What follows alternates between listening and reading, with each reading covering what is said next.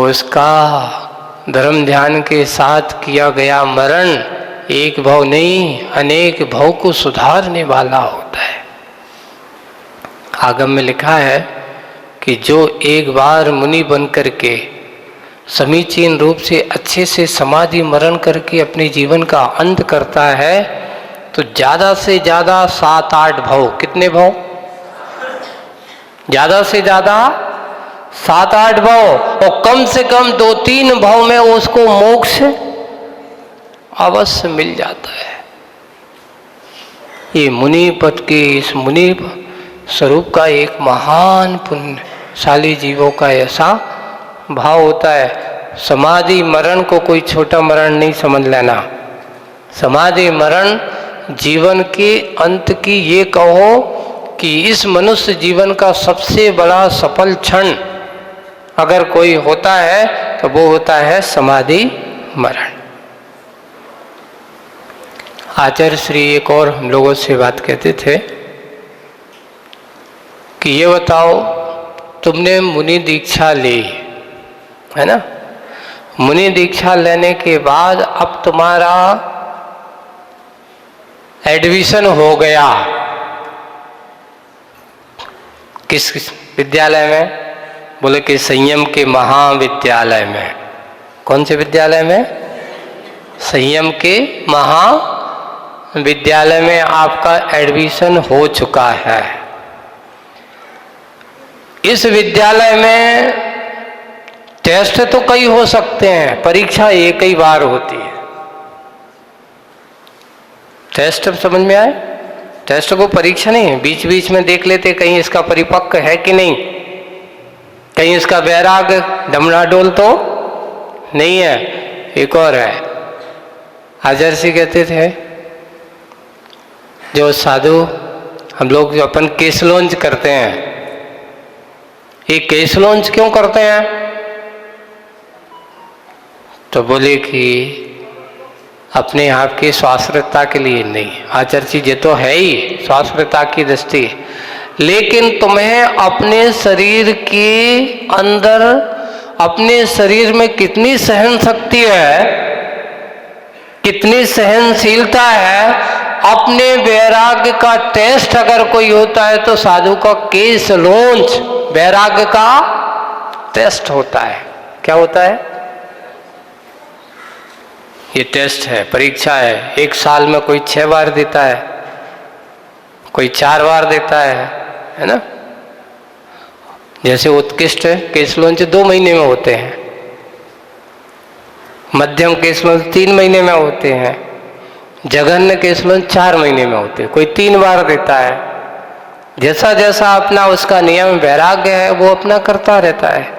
तो ये छोटे छोटे टेस्ट तो चलते रहते हैं अपने शरीर के अंदर की सहन शक्ति परिपक्वता को देखते हुए, और अंत में सबसे बड़ी परीक्षा होती है समाधि मरण।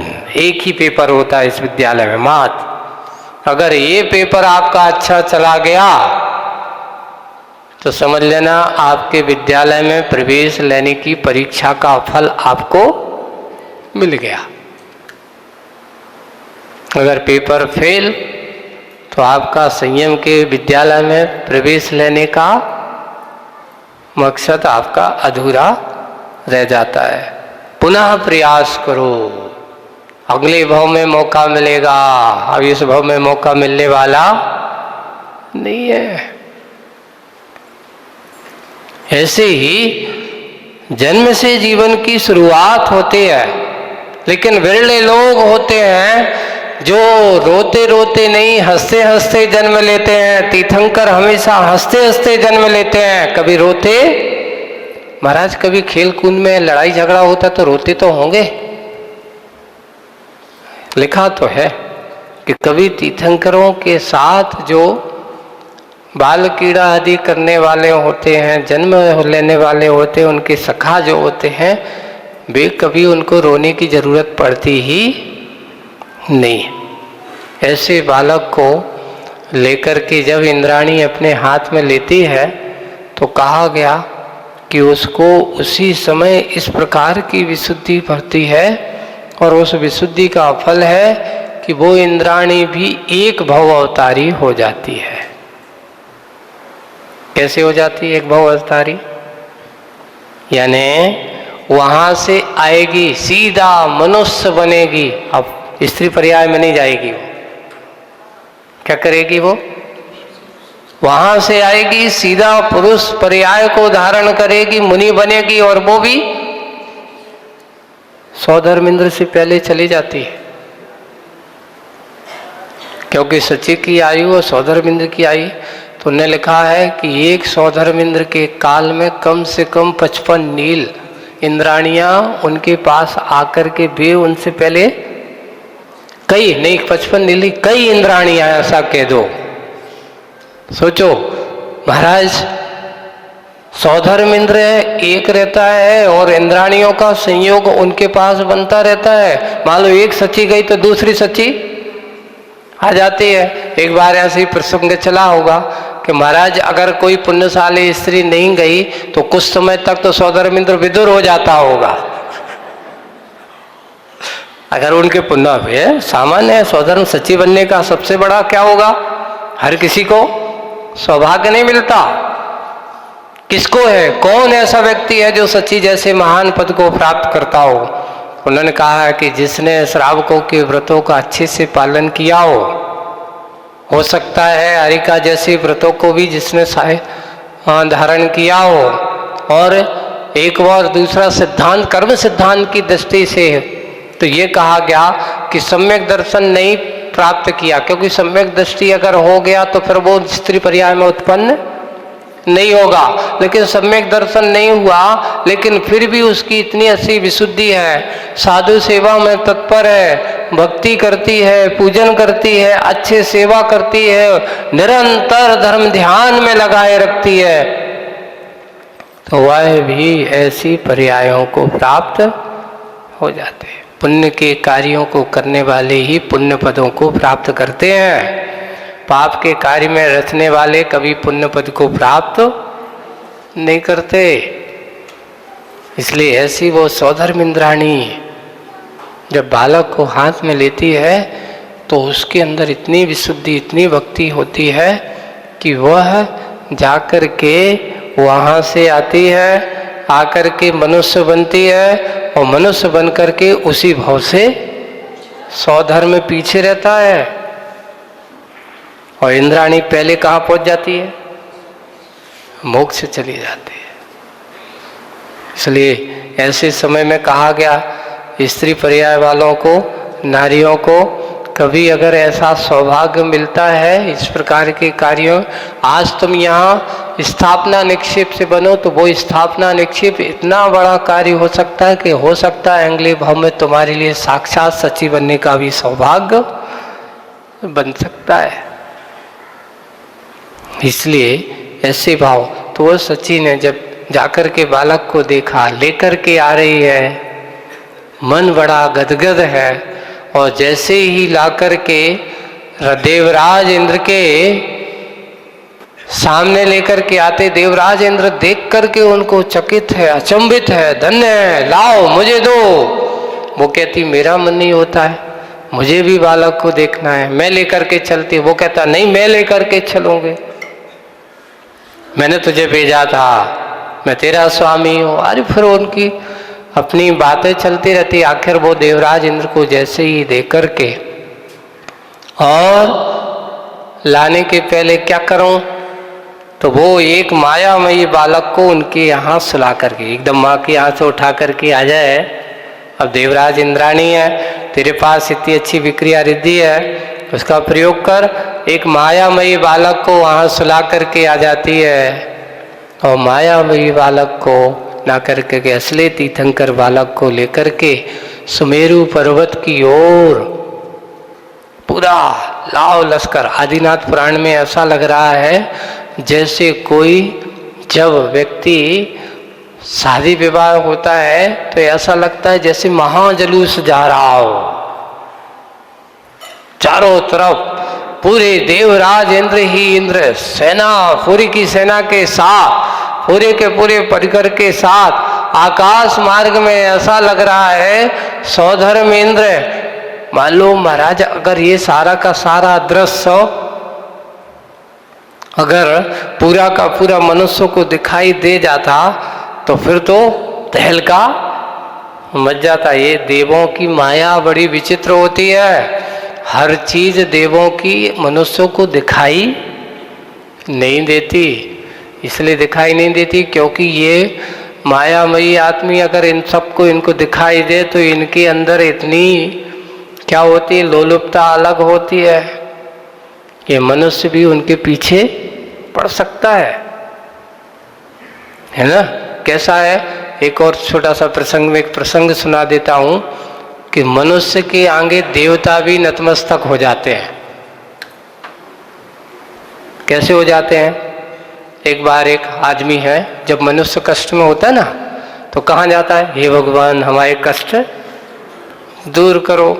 भगवान के सामने खड़ा है, रो रहा है, गड़गड़ा रहा है, भगवान मैं क्या करूं, कुछ समझ में नहीं आ रहा है, मेरे सामने मुसीबत बहुत है, मैं बहुत कष्ट में हूँ।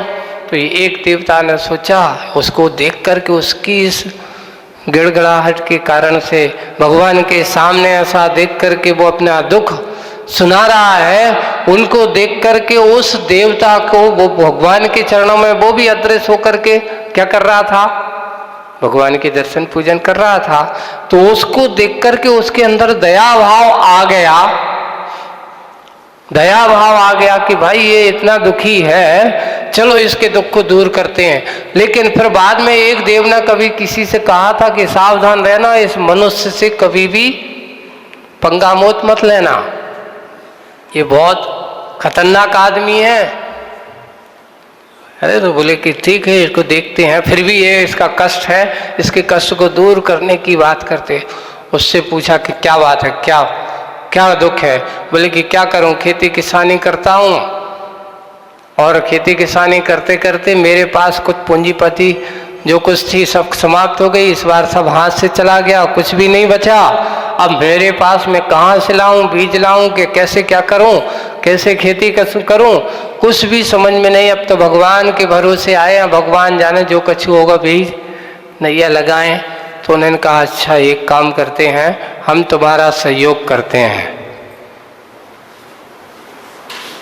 हम तुम्हारा क्या करते हैं, सहयोग करते हैं। लेकिन हम सहयोग करेंगे तो एक काम है, आपको अपना जो भी, जैसे तुम किसानी कर रहे हो, खेती करोगे, तो एक काम करो, आधा तुम्हारा आधा हमारा। तो बोले कि अच्छी बात है। तो पहले तो उन्हें ऐसा कहा, तो बाद में फिर उस देव ने कहा नहीं ऐसा, ये तो आदमी ऐसा ना हो कि हमारे साथ कुछ गड़बड़ कर दे। तो उसने दूसरी तरफ से ऐसा नहीं, इस बार एक काम करते हैं, आप एक काम को, जो फसल होगी उसमें समझौता करते हैं। तो बोले कि क्या करना है बताओ। तो मनुष्य ने कहा एक काम कर दो, इस बार ऊपर की फसल तुम ले लो, नीचे की फसल हम ले लेंगे।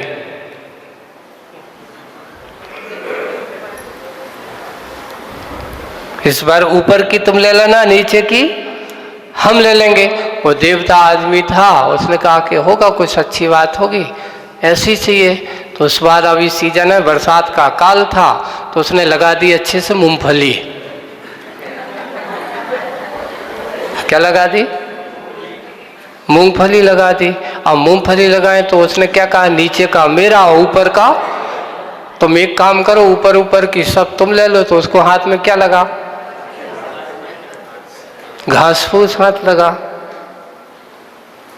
घास फूस हाथ लगा, और उसने मूंगफली निकाल करके अपना काम कर रहा। देखा इसने यार बुद्धू बना दिया। वो सबने इसलिए सही कहा था कि इस आदमी से भरोसा मत करना,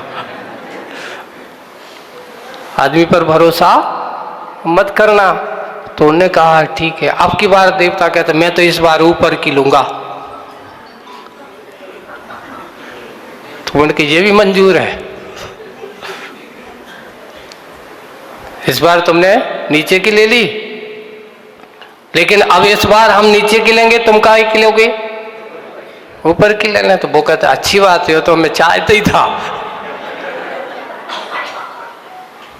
क्यों? इस बार तुमने बुद्धू बना दिया, मैं इस बार नीचे की दूंगा और तुम ऊपर की ले। तो बोले कि बहुत अच्छा।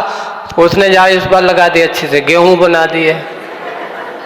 ले लो तुम, नीचे का भूसा तुम्हारा, ऊपर का बीज हमारा। दूसरी बार भी बुद्धू बन गया। अब पुनः आ गया आषाढ़ का महीना। देखो इस महीने जैसे अभी चल रहा है, ये सीजन आ रहा है, तो अभी मूंगफली का सीजन चल रहा है। फिर बाद में अभी दीपावली के बाद आएगा तो फिर गेहूं का सीजन चालू हो जाएगा, गेहूं चने आदि का हो जाएगा। तो वो सब ऊपर वाले, तो ऊपर वाला उसने, तो इस बार भी उसके हाथ में क्या लगा? डंठल भूसा हाथ लगे। देखो दूसरी बार भी बुद्धू बना दिया। अब की बार वो कहता है मैं तो नीचे का भी लूंगा और ऊपर का भी लूंगा। तो वो कहता है जो भी बात मंजूर है, ऊपर का भी तुम्हारा और नीचे का भी हमारा। और इस बार उसने लगा दी मक्का। क्या लगा दी? मक्का कहाँ होती? बीच का। देखो बीच का समझौता नहीं हुआ। आपको ऊपर का भी चाहिए, ऊपर का भी ले लो, नीचे का चाहिए नीचे का, लेकिन बीच का तो हमारा है। और आखिर उसने तीनों बार क्या कर दिया? देखो दयालु गिड़गिड़ाता हुआ मनुष्य रोता रोता जाता है। जब इसके सामने जो कुछ मिलने की बात हो तो सब कुछ भूल जाता है। उन्होंने कहा बात सही कहा था कि मनुष्य बड़े बड़े देवताओं को भी बुद्धू बना सकता है अगर इसकी बुद्धि को, क्योंकि बहुत कुटिल बुद्धि वाला होता है। आज के समय में तो और भरोसा मत करना, है ना। जब तक उसके मन की चलेगी तब तक वो तुम्हारा साथी है, और जिस दिन तुम्हारे उसके मन की नहीं हो तो वो कहते काय के पार्टनर, काय के साथी, काय के भाई, काय के मित्र, सब अपने अपने गली के हो जाते हैं और तुम्हारा कब साथ छोड़ दे कोई भरोसा नहीं है। इसलिए ऐसी ही मनुष्यों की महिमा। इसलिए देवतागण अपनी सारी चीजें मनुष्यों को नहीं दिखाते, क्योंकि उनको दिखा दें तो उनके अंदर का लोभ का कोई भरोसा नहीं है। इसलिए वो सारा का सारा वैभव मनुष्यों के दृश्यों के अवर्णनीय नहीं है। कहते उसको वर्णन नहीं किया जा सकता, वो देख नहीं सकता।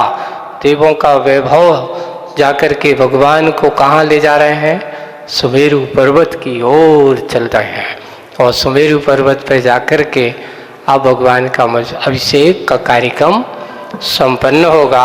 आगे आज अथवा इतने ही। बोलिए परम पूज्य आचार्य गुरुवर श्री विद्यासागर से।